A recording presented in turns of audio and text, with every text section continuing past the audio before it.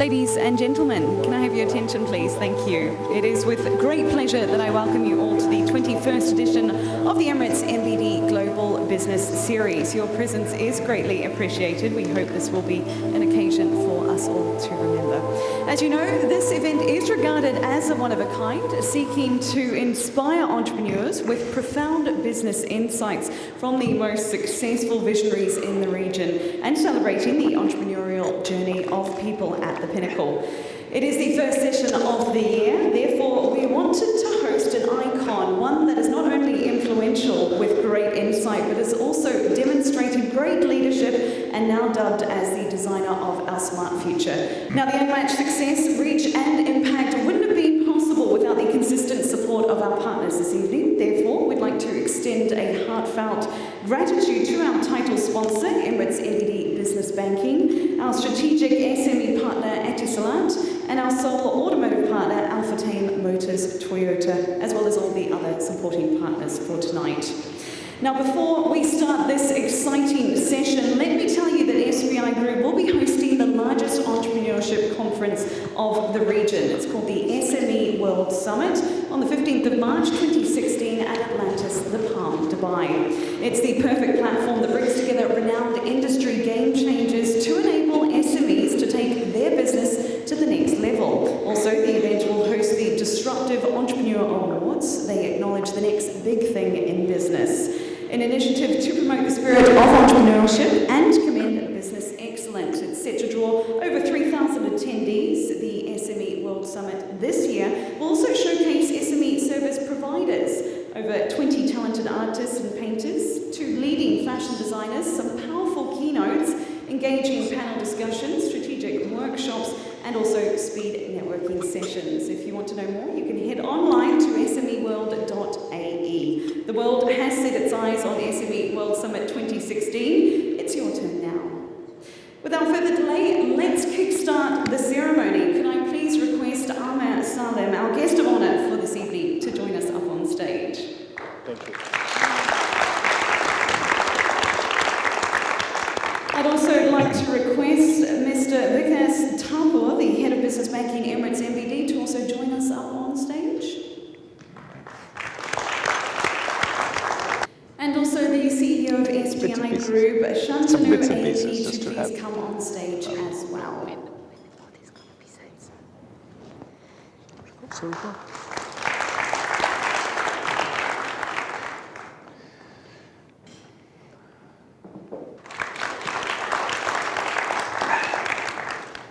Thank you very much.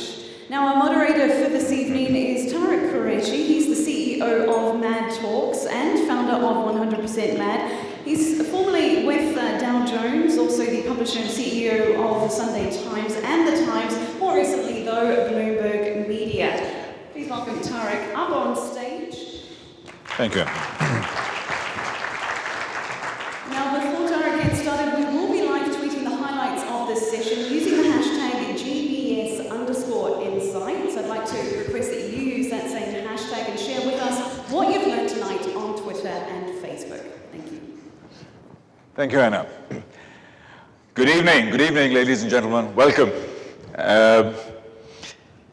I know everybody says this, but today really is a very genuine privilege for me. When I was at business school, one of my absolute favorite companies was Cisco. This was in 1998. I was at Harvard Business School, and I remember we spent a lot of time trying to understand what Cisco is about. 20 years later, things have changed, things have moved on, but one thing has remained. They are a great company doing absolutely wonderful things. One of the key things we know about Cisco is they had an eye on the future. They saw the curve. They were ahead of the curve, and they saw the curve happening in front of their own eyes. But more importantly, they had the ability to tap into the talent and the technology that was available, and they were an absolutely unique company that gave the word partnership and cultural integration a completely new dimension. And we'll discuss a lot about that today. Today is about smart cities. You hear about smartness everywhere. Because as we move into the future, we're moving away from the age of knowledge and commoditized information, and we are moving into the age of intelligence. We're moving into the age of smart environments. So everything is smart around us. And Dubai has been very, very forward-looking in terms of addressing this, and has become one of the key cities in the world that is looking at smart cities. Today we are privileged to have Amr Salem. He's got a great background, and we'll talk about that in a second. So firstly, I'd like you to applaud our guest, Mr. Salem, who is here from... Thank you. Thank you. And we're going to take you on a wonderful journey with Amr. Welcome, sir. So tell us about your early days. You were in Cairo. Were you a spoiled brat, or were you a well-behaved boy? Start with a difficult question. I'm Egyptian. I grew up in Egypt. Yep. From a standard middle-class family, working parents. It was well regarded in Egypt if you're a doctor or an engineer. And this is it. If you're not a doctor or an engineer, you're a nobody. I went to Jesuit school. Good. I am Muslim, and I grew up in church. My parents thought that that was the best education I can get at the time. Taught me a lot. And yeah, that's how I started. From your earliest days, Amr, do you remember something special in terms of an influence from your parent, or a memorable occasion that has helped to shape your life? I come from a background where I had to make it myself. My parents were divorced when I was about 6 years old, and that gave me a bit of thick skin to fight for myself and build it on my own.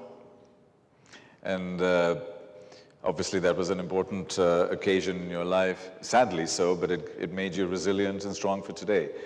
Yeah, definitely. So do you recommend that everybody should get divorced, to have divorced parents so they can have a happy life? Highly recommend it. Highly recommend it. Moving on, as far as your university days are concerned, were you a rebellious child, a young person, or were you very studious? And because I know I was very rebellious, and most entrepreneurs who've come here have been very naughty.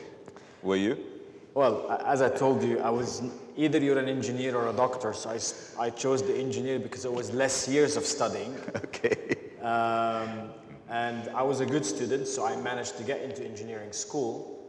But as soon as I went into engineering school, I found that university is not as strict as my church that I grew up in. Yes. And I have a lot of freedom to operate, and I have a lot of freedom. So I enjoyed my life in university, and I decided that I will never be an engineer. Right. From day one, I joined engineering school. I was never going to be an engineer with that degree. But you graduated, and amongst your earliest jobs were in computer companies. You've been a lifelong computer techie, haven't you? I'm a businessman in the computing industry. Okay. I'm not a techie at all. Okay. By any means. I was fascinated by the early successes of the computers in the 80s. Yeah. I was fascinated by the figures that came out of Silicon Valley, like Bill Gates and Steve Jobs and others. And that attracted me to the industry, given the transformation that it would have as an impact on the world. You know, I talk in a lot of my presentations about corporate Darwinism, about companies becoming extinct, large companies becoming extinct. Two of the companies that you worked with, DEC and Compaq, have disappeared, and HP is wobbly. What can you share with us in terms of how these companies were not able to keep pace with the changes that are taking place in the world? I'll tell you a story. Okay.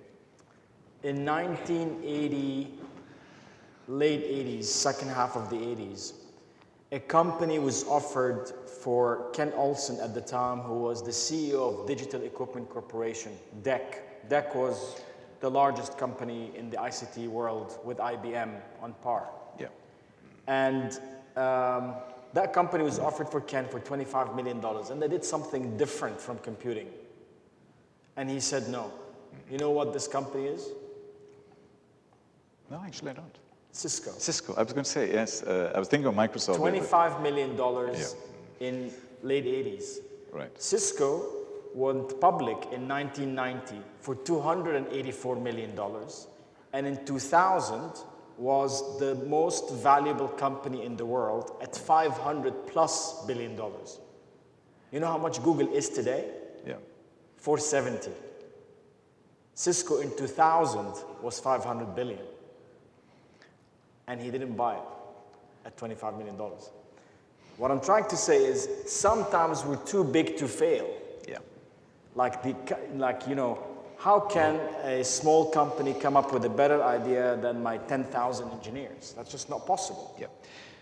It's a wonderful story because similarly Wang at the same time in the 80s was also a major computer company that also disappeared. Let's delve deeper into the Cisco story. Two cables and a desire to connect. Can you tell us a little bit about that? So before I go straight into Cisco, I want to talk a little bit about Silicon Valley. Okay. So I work for a Silicon Valley company. Cisco is the largest employer in Silicon Valley. I spend a lot of my time in Silicon Valley. I'm in the Valley once a month. Very long, painful flight, but I'm there. And the reason is, the Valley offers three things for entrepreneurs and for innovation. One is culture. Culture of being able to make mistakes without fearing the consequences. That's very important. When we hire people and somebody comes and says, my last job is I started my own company and I failed. There's nothing wrong with that. Actually, what did you learn from your failure?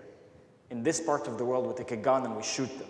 Unfortunately, we need to build the culture of accepting that. Second, educational environment. If you look at the universities in Silicon Valley, from Stanford to Berkeley to many others, fantastic talent coming out. And the third is the ecosystem that Silicon Valley has created. The venture capitalists are there because they find the opportunities to invest in companies. That environment created Cisco.